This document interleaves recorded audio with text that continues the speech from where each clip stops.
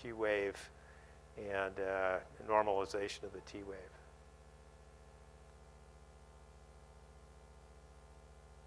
So they talk a little bit about Q wave patterns and non-Q wave patterns with kind of a anachronistic terminology. We talk about ST elevation MI now, where you get total transmural ischemia, and that typically is caused by a rupture of a vulnerable plaque that causes blood clot to form in an artery and completely cut off the blood flow. And then a non-Q wave or non-STEMI, where there's subtotal occlusion. So looking at the electrocardiogram, they're looking at the anatomy. We look for certain patterns, and we talked about contiguous leads. 2, 3, and F. This is a depiction of an inferior MI. This is actually kind of, would you say this is early in the MI or later in the MI? 2, 3, and F, it looks like you already got Q waves there, so this would be kind of later on. Actually, you can start seeing Q waves as early as 2 hours into an infarct. So usually from 2 to 6 hours if they're untreated. And there's a fully blown, straightforward inferior wall STEMI. And what you see here is important to recognize, is that you see ST elevation in 2, 3, and F, and then you see reciprocal depression in lead AVL, and then some of the precordial leads as well, V2 and V3. So that's important in terms of distinguishing a true STEMI from something that's going to mimic a STEMI, okay? Like pericarditis or this is a depiction of the heart, and you're looking basically at the anterior view of the heart. And these are kind of classic diagrams, I think, from Netter's collection. He was a surgeon in the kind of Depression era that didn't practice surgery, but he had a talent for, creative, artistic depictions of anatomy, and so that was his career basically, and he had some fantastic depictions that have really clarified the anatomy for all of us. You can see in the depiction here, the RVs in front, and the coronary arteries are emanating from around the base of the root of the aorta, where they come out.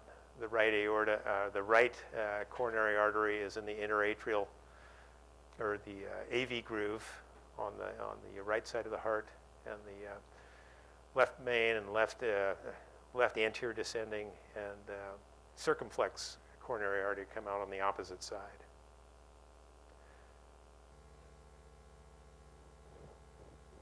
Now this is a kind of reiteration of the importance of using the right-sided precordial lead, so you can get an idea whether there's some extension onto the right ventricular wall. You see here in V4, 5, and 6, these are kind of right-sided leads that are also elevated with the inferior wall ST elevation.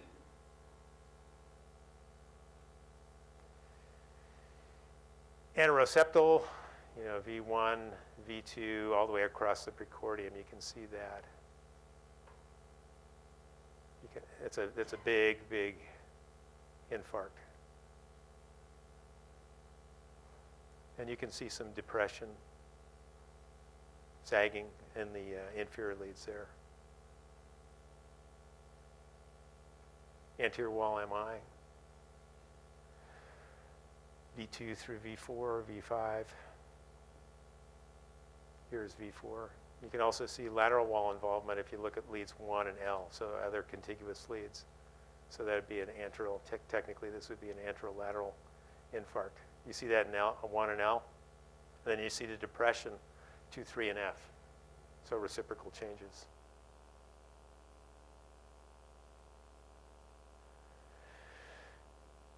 And this would be LAD occlusion. As you can see that in the depiction here, it's kind of this necrotic area that he drew in. It's the anterior wall, supplied by the left anterior descending artery. Anterolateral, you can see again in 1, and L here along with B4, 5, and 6, all the way across, 2 through 6. And here he shows a depiction of the circumflex, or one of the obtuse marginal branches here, or even a diagonal branch of the LAD that can supply this territory.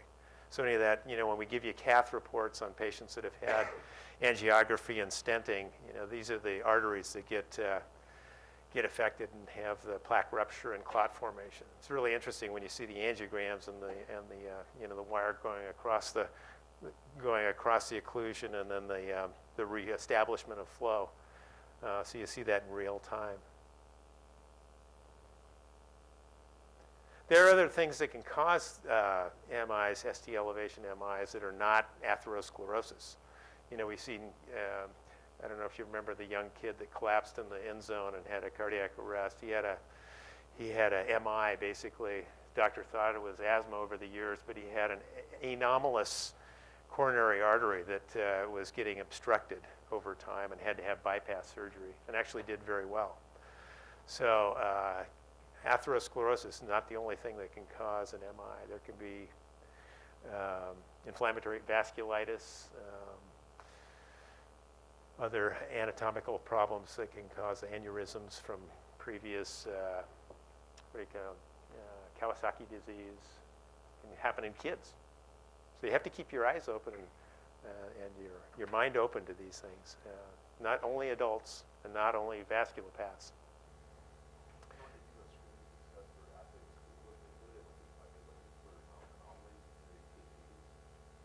Yeah, they look at EKGs, QT prolongation. They look for, and if they do ultrasound, they'll do just kind of a gross assessment of LV function.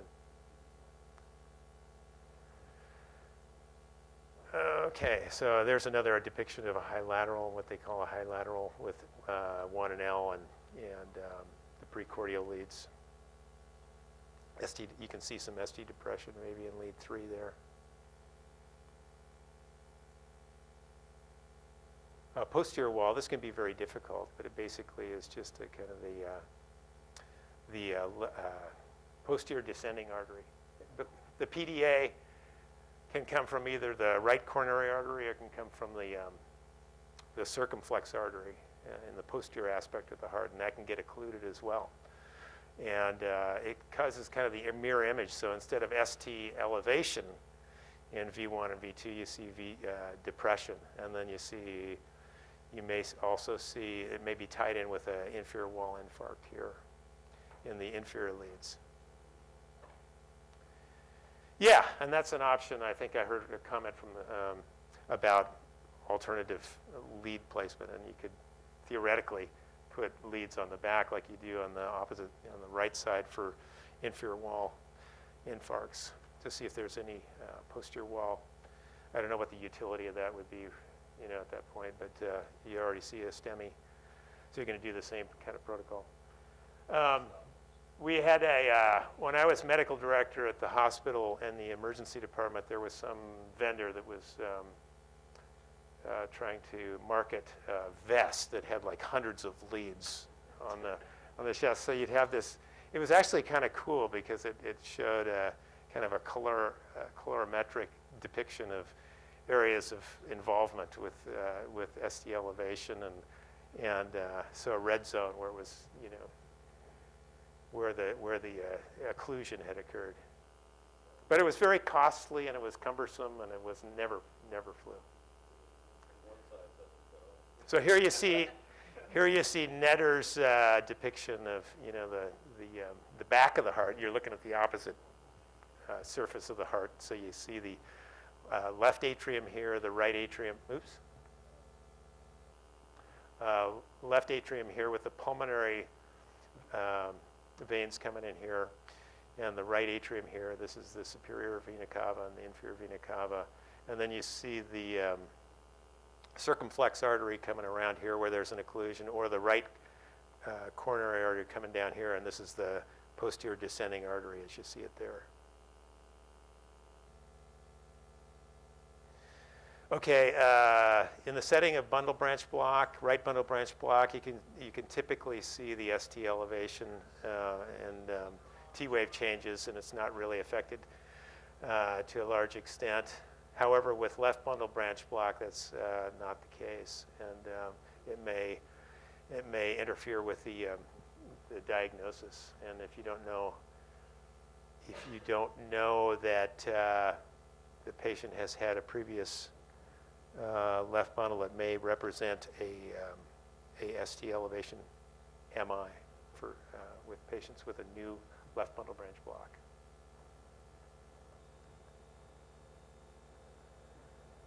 Okay. So what do you think this is? Where is this stemming?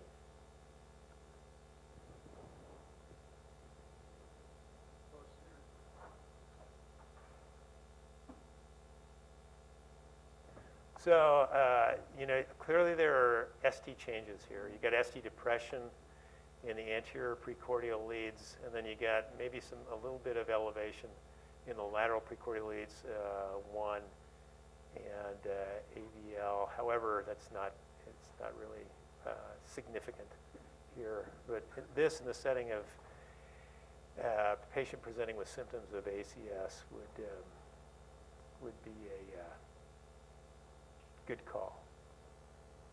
So here's what the technical definition is: greater than 1 millimeter of ST elevation in 2 contiguous leads, and it's measured from the baseline there to the dip in the ST segment. And it may be profound or it may be subtle, and it may change over time. So if you have a suspicion the patient has the symptoms of ACS and you don't see it initially, and you have a transport that allows it, then you may have a diagnosis if you repeat that EKG over time, and I'll talk a little bit about that.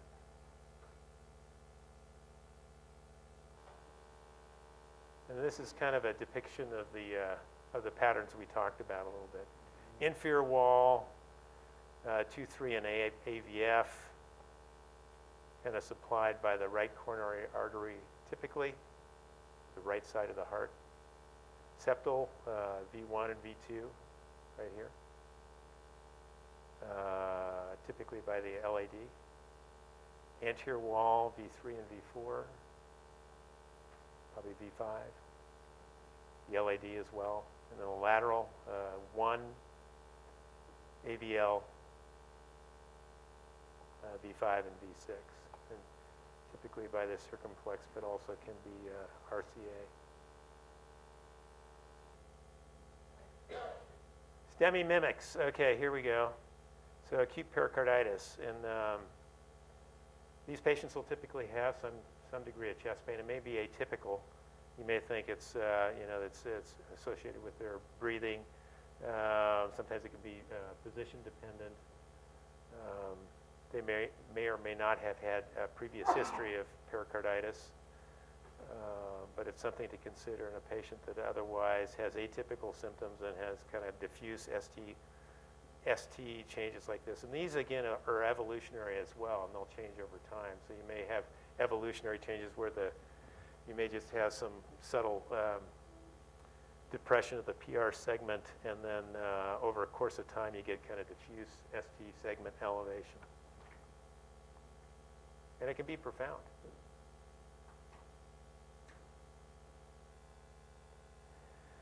LVH can also kind of be a little bit confusing in that the forces are such that they give a depiction of a very large ST segment, and they may have some repolarization abnormalities, especially in these lateral precordial leads and also in 1 and AVL. LVH. And it's really helpful to have old electrocardiograms for us in the hospital to compare to on some of these patients, because they can be you know, a decision problem in terms of whether they need to go to the cath lab or not. Left bundle branch block is defined by a QRS basically wider than 120 milliseconds, so 3 of those little boxes that we talked about. And typically there's this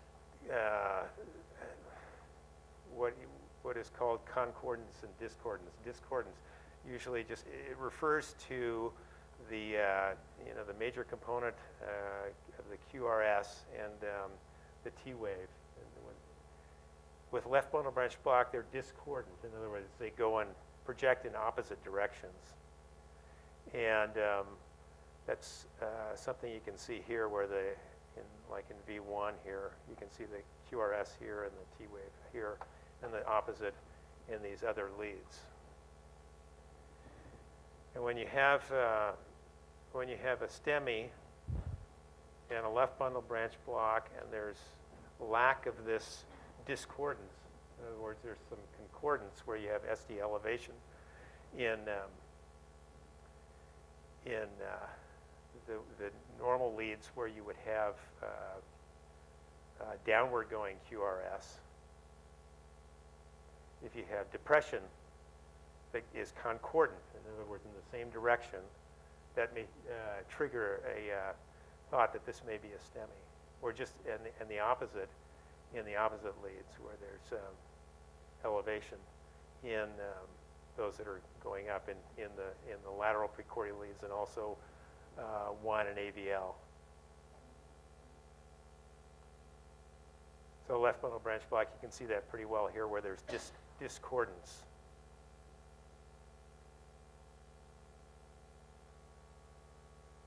Early repolarization just has to do with kind of a benign situation where there's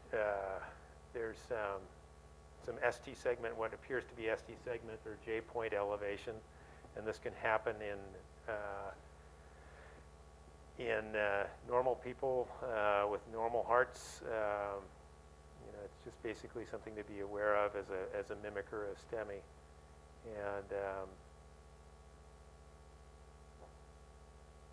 usually it's spread over, and the important thing about this is they won't have reciprocal abnormalities in their EKG if they're presenting with complaints that may be consistent with an ACS.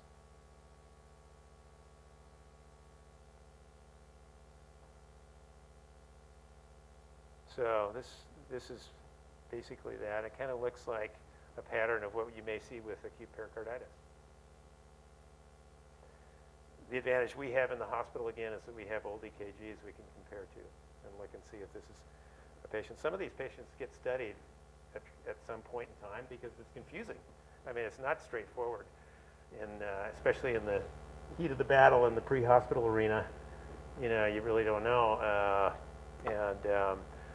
But we had the advantage of looking through the records, seeing if the patients had a study before, either an EKG or even been studied angiographically. A ventricular aneurysm, this is basically an area of the heart that's been previously infarcted, and it kind of acts in a dyskinetic way, and with pressure it'll pop out, and it causes these persistent ST segment elevations. And it's often in the anterior precordial leads where you may have an LAD infarct, distribution infarct. And this again will not have reciprocal changes on presentation. And then we can also compare it to previous EKGs in the hospital and echoes to kind of look and examine the heart for this kind of abnormality.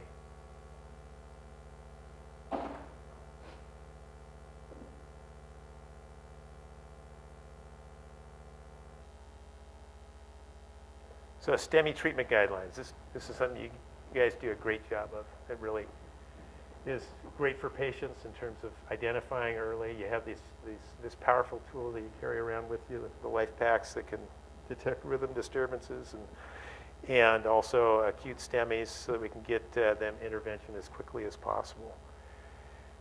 And so when you see something like this in the setting of a patient with symptoms of ACS, then it starts the process right at the outset. And obviously, you need to do a primary survey and take care of the ABCs, and resuscitate as necessary if the patient's arrested. Provide adequate oxygenation for the patient. Have their SATs be at least over 94.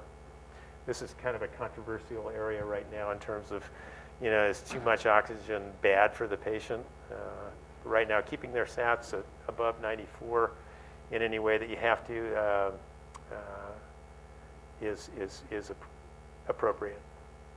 You want to get an EKG as quickly as possible, IV as soon as possible, because they may be hemodynamically unstable and require fluids or drug treatment.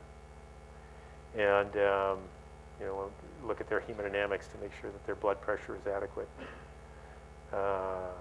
Nitroglycerin is appropriate in STEMIs, except when they have, like we talked about, the right ventricular involvement, because they may be very sensitive to that. We had a guy that came in that had been using Viagra the other day that appropriately did not get nitroglycerin. He had actually had an arrest and had a anterior wall infarct on his first 12-lead electrocardiogram. Pain control helps to blunt the adrenergic surge that these patients have. And then aspirin, which is the antiplatelet. And that's important to get that on early because it helps to prevent reocclusion of the artery as we go to the cath lab. So in terms of patient selection, obviously the sooner the better in these patients. And the process of infarction takes place over time. If they've been infarcting for 12 hours, they're probably not going to have a great outcome, but they can still be salvaged. At this point in time, they probably, if you look at the EKG carefully, you may see Q waves. And you may see ST changes still in an area of infarction. But it may make you think that this has been going on for some time. I had a 90-year-old come in one time with a obvious inferior wall ST elevation, and then, and the story wasn't quite clear because I think he was a little bit demented, and we didn't know exactly how long, but he clearly had Q waves. He Q'd out in 2, 3, and F, so it had been there, and the decision ultimately was not to take him to the cath lab because his troponin was bumped, and it was just kind of a poor risk patient. But typically, we're very aggressive with these patients. We take them right to the cath lab and do intervention, and that's what we're fighting for, to salvage myocardium. So this is the identification with the 12 lead, and then in the case of bundle branch block, if you have these things called the Scarbosa criteria, I don't know if you've talked formally about that before, but that concordance rather than discordance in one or more lead, and then you want to notify the ED that you have a STEMI, and transport code 3. And here's the important point. I think this is a really important point, is that if you have a high index of suspicion, just kind of repeating the EKG at a time when you can get to it may be really helpful if it's not initially diagnostic. And this is in the case of an inferior wall myocardial infarction. If you look at AVL in the 12-lead electrocardiogram, if you look at that carefully in a patient that has signs and symptoms of ACS, and you're thinking maybe this is a infarct. If you look at AVL and you see a flipped T wave there, that may trigger a thought that this may be an evolving inferior wall MI. Often that's a kind of a marker that that there's some ischemia that is happening in distribution of the right corner inferior wall, because you get kind of a reciprocal depression in AVL, which is opposite the inferior wall. And so over the course of time, that's a little pearl. If you see that, normally it would be upright, but if it's depressed, inverted, then that may be a sign that you're having an evolving inferior wall MI. You may want to repeat the EKG.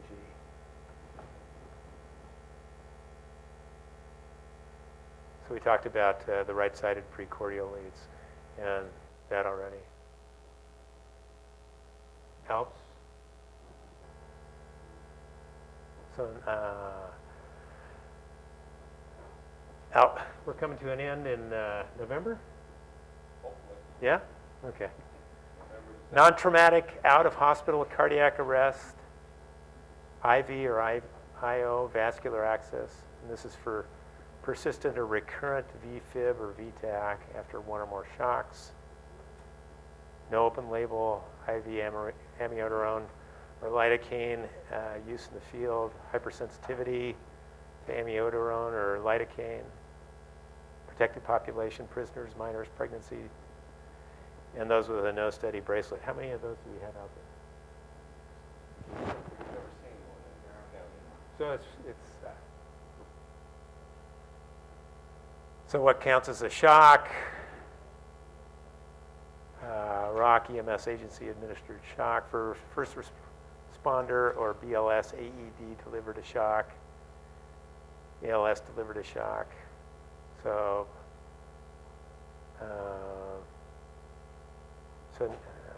not ICD shocks.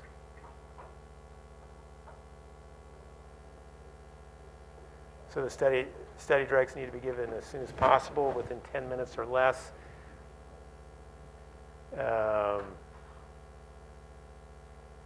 They can be given immediately following epinephrine, but you have to flush the tubing first. So what if VF or VTAC, pulseless, recur, carry out full ALPS protocol? If you give them the syringes 1A and 1B, got pulses or return to spontaneous circulation, but VFib or pulseless VTAC returns, shock it again.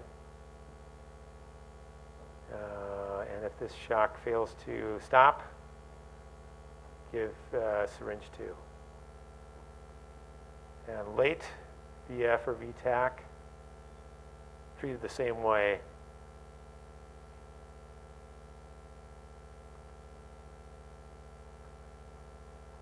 So anytime VFib or VTAC returns after one or more prior shocks, give ALPS drugs as soon as possible.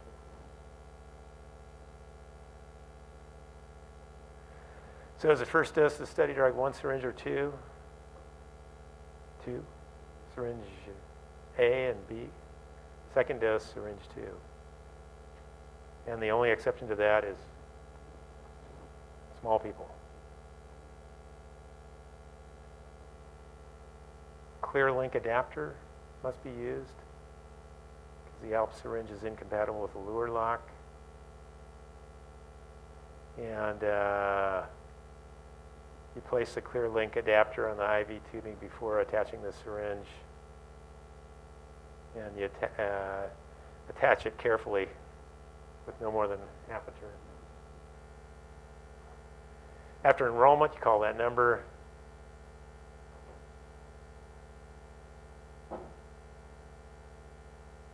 And then just make sure that the ED receiving the patient knows that the patient's enrolled in ALPS.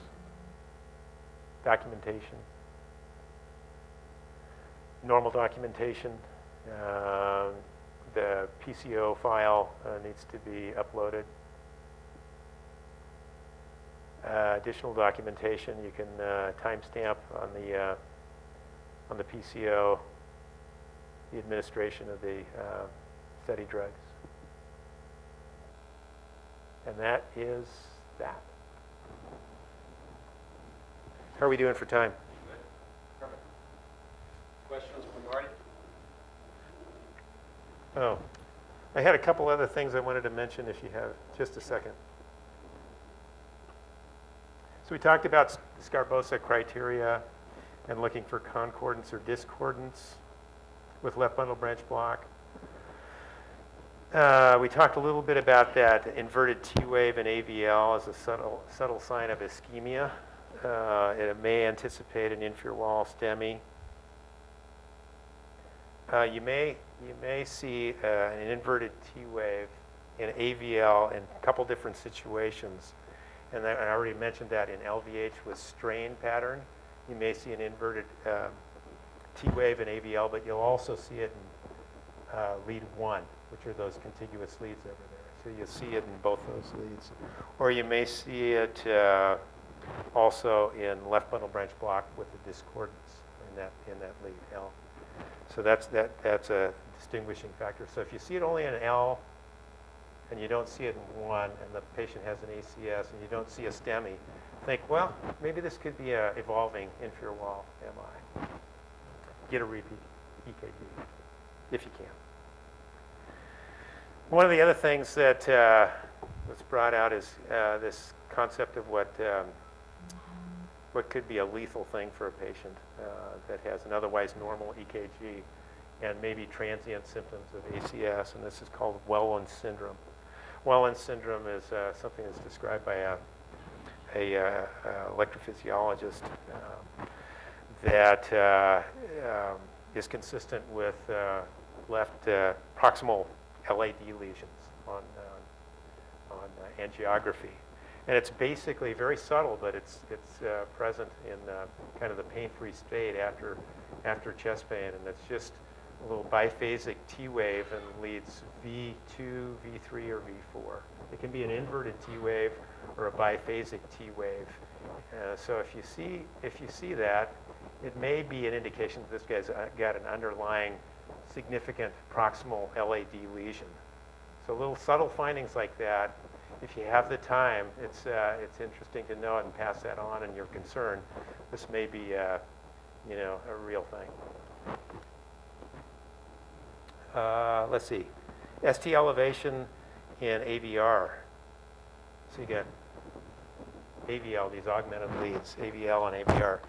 ST elevation in AVR in the setting of ACS where there are other signs of ischemia can be a predictor of left main disease, which is even more dangerous. I mean, this is proximal. The left main coronary artery is what comes out of the aorta, and it supplies the circumflex and the LAD. So if you cut off the